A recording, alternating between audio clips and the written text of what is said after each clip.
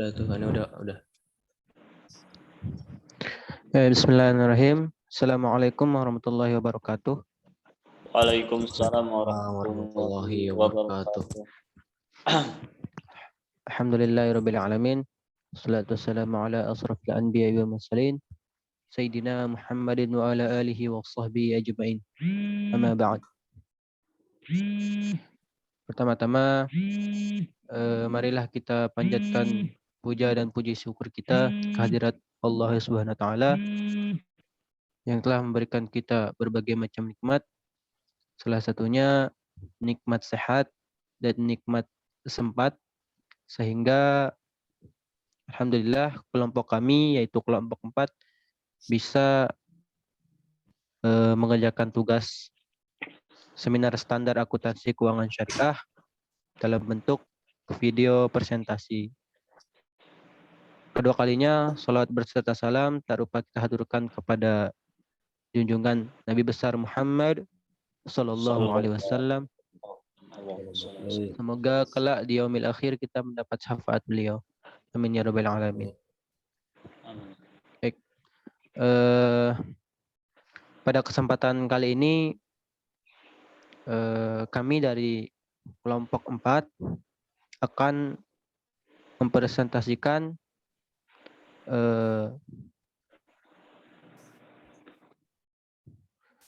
dengan mata kuliah seminar standar akuntansi keuangan syariah, akan mempresentasikan tugas yang berjudul Pernyataan Standar Akuntansi Keuangan nomor 103 Akuntansi Keuangan Salam.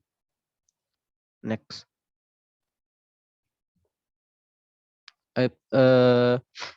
Di sini kami dari kelompok 4 yang beranggotakan saya sendiri, yaitu Dodi Saputra, asal dari Lombok Utara, dan umur saya yaitu sekarang 21 tahun.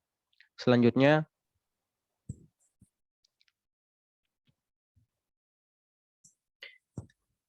Saya Farhan Ramadan dari Depok, ya, dari Depok. Sekarang usia 21 tahun.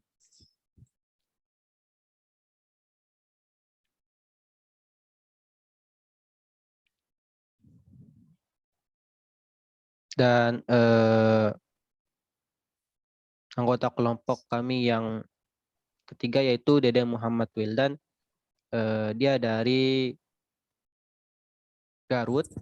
Dan umurnya 22 tahun. Next.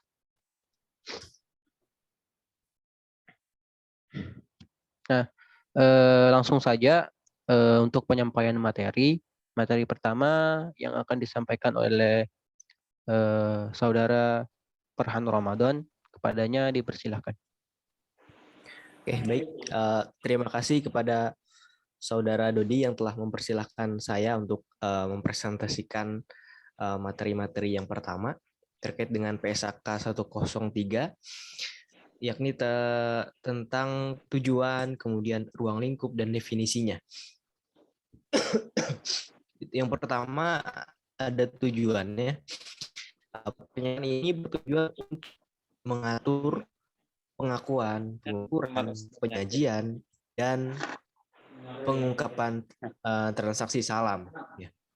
Kemudian ruang lingkupnya, pernyataan ini diterapkan untuk entitas yang melakukan transaksi salam, baik sebagai penjual atau pembeli. Pernyataan ini tidak mencangkup pengaturan perlakuan akuntansi atas obligasi syariah atau sukuk yang menggunakan akad salam. Kemudian definisi ini terbagi 3. Yang pertama nilai tercatat, kemudian nilai wajar, dan salam. Pertama, nilai tercatat adalah nilai yang diakui dalam neraca laporan posisi keuangan. Kemudian yang kedua, nilai wajar adalah harga yang akan diterima untuk menjual suatu aset dalam transaksi teratur antara pelaku pasar pada tanggal pengukuran. Yang ketiga, salam. Salam adalah akad jual beli barang, pesanan atau muslam fi'ih dengan pengiriman di kemudian hari oleh penjual atau muslam ilaihi, dan kelunasannya dilakukan oleh pembeli pada saat akad disepakati sesuai dengan syarat-syarat tertentu. Baik, mungkin itu yang bisa saya sampaikan. Saya kembalikan lagi kepada moderator. Terima kasih.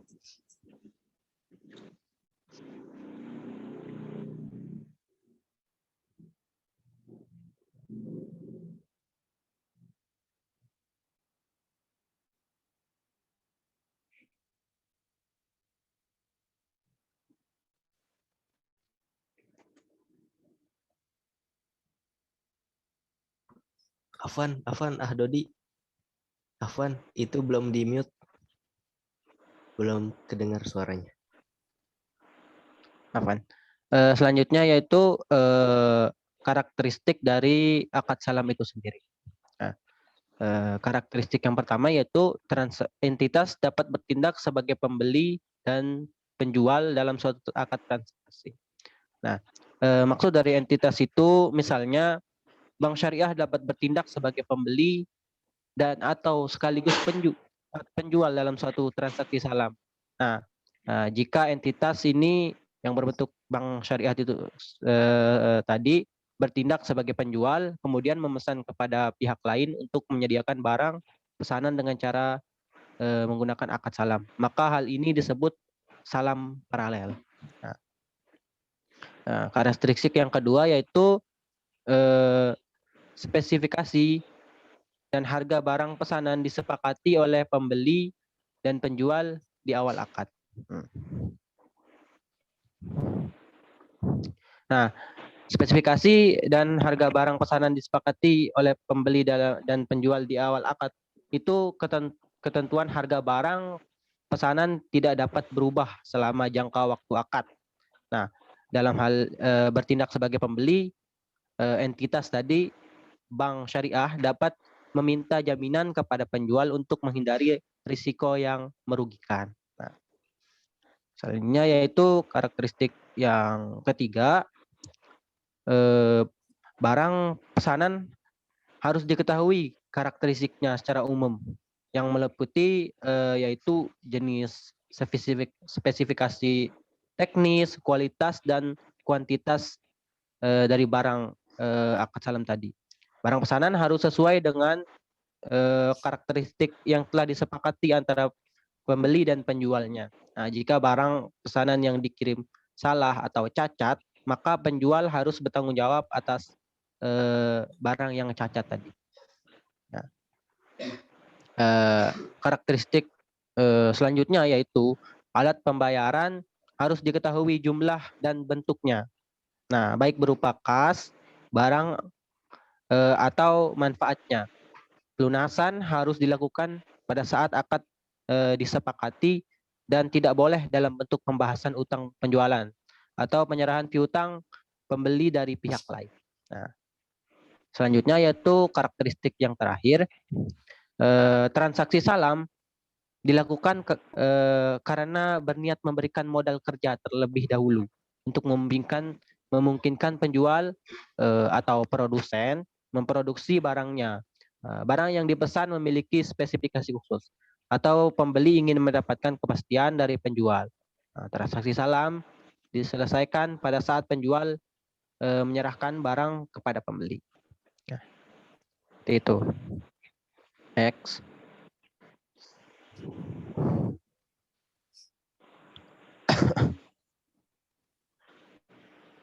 Selanjutnya yaitu pengakuan dan pengukuran dari akuntansi akad salam ini.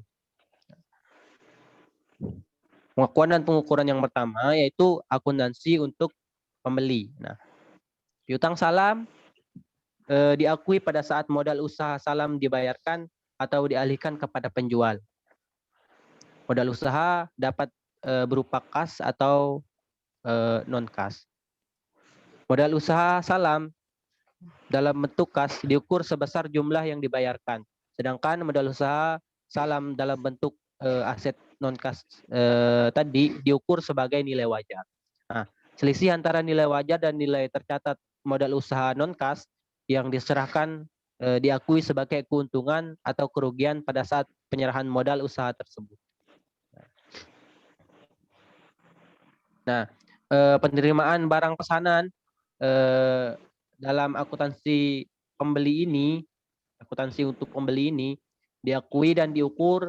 Nah, yang pertama itu jika barang pesanan sesuai dengan akad, maka akan dinilai sesuai nilai yang disepakati. Nah, yang kedua yaitu jika barang pesanan berbeda kualitasnya, maka barang pesanan yang diterima diukur sesuai dengan nilai barang dan pesanan yang diukur sesuai dengan nilai akad. Jika nilai wajar dari barang pesanan yang diterima nilainya sama atau lebih tinggi dari nilai barang pesanan yang tercantum dalam akad,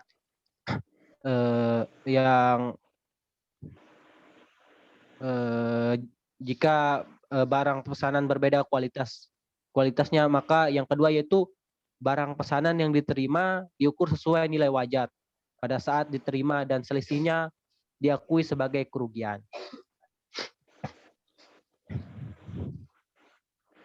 Pengukuran yang ketiga yaitu pembeli tidak menerima sebagian atau seluruh barang pesanan pada saat jatuh tempo pengirimannya. Nah, seperti itu. Nah, denda yang diterima oleh pembeli juga diakui sebagai bagian dari dana kebajikan. Nah, barang pesanan yang diterima atau diakui sebagai persediaan pada akhir periode pelaporan keuangannya, persediaan yang diperoleh melalui transaksi salam diukur sebesar nilai terendah biaya perolehan atau nilai bersih yang didapat di realisasi. Nah, apabila nilai bersih yang dapat dia realisasi lebih rendah dari biaya perolehan, maka selisihnya diakui sebagai kerugian. Nah, yang kedua yaitu pengukuran akuntansi untuk penjual.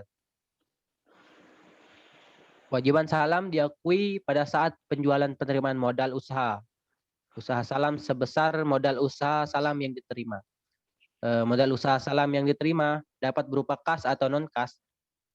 Modal usaha salam dalam bentuk kas diukur sebesar jumlah yang diterima, sedangkan modal usaha dalam bentuk non-kas diukur sebagai nilai wajar.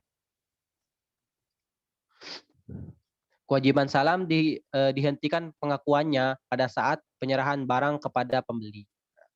Pembeli menyediakan modal usaha salam yang diberikan sebagai piutang salam. Nah, piutang yang harus dilunasi oleh penjual karena tidak dapat memenuhi kewajiban dalam transaksi salam disajikan secara terpisah dari piutang salam. Nah,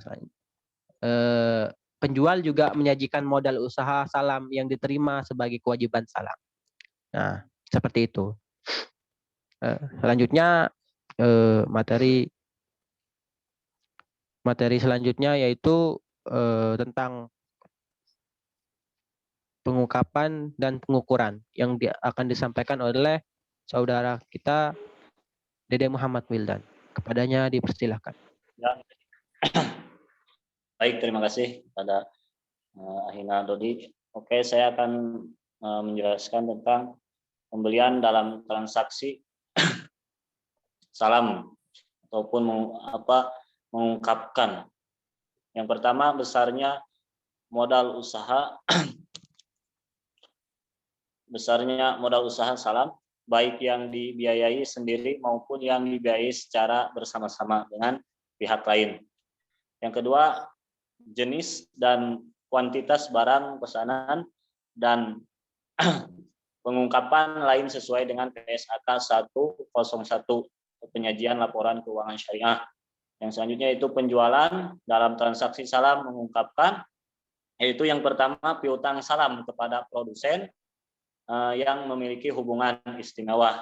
Terus yang kedua jenis dan kuantitas barang pesanan dan pengungkapan lain sesuai dengan PSAK 101 atau penyajian laporan keuangan syariah. Yang selanjutnya yaitu ketentuan transisi pernyataan ini berlaku secara prospektif untuk transaksi salam yang terjadi setelah tanggal efektif untuk meningkatkan daya banding laporan keuangan, maka entitas dianjurkan menerapkan pernyataan ini secara retrospektif, yaitu tanggal efektif. Pernyataan ini berlaku untuk penyusunan dan penyajian laporan keuangan dimulai pada tahun ataupun tanggal 1 Januari 2008. Entitas ini menerapkan penyajian definisi nilai wajar dalam paragraf 04 untuk periode tahun buku yang dimulai pada atau setelah tanggal 1 Januari 2017. Yang selanjutnya yaitu penarikan. Pernyataan ini menggantikan PSAK 59 akuntansi perbankan syariah yang berhubungan dengan pengakuan, pengukuran, penyajian dan pengungkapan transaksi salam. Kesimpulan dari transaksi salam ini, salam berasal dari kata as-salam yang artinya pendahuluan, karena pemesanan barang menyerah gunakannya di muka, ya itu. Terus para ulama atau para fuqaha menamainya dengan al-nawawiz, barang-barang mendesak ataupun barang-barang yang mendadak, karena sejenis jual beli yang dilakukan mendesak walaupun barang yang diperjualbelikan tidak ada barangnya. Tempat mendesak dilihat dari sisi penjual, ia sangat membutuhkan barang tersebut di kemudian hari. Sementara dari sisi penjual, ia sangat membutuhkan uang tersebut. Mungkin itu saja dari saya. Terima kasih. Assalamualaikum warahmatullahi wabarakatuh.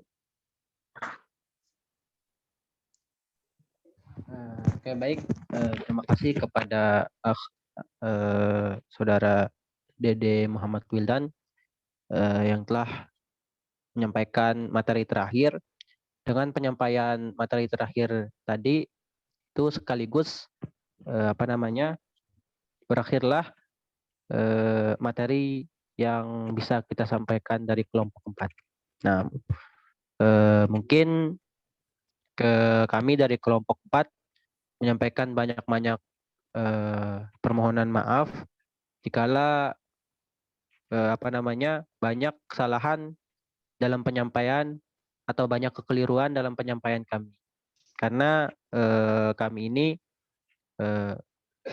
membawa materi sekaligus belajar juga, seperti itu. Nah, mungkin seperti itu aja dari kelompok 4.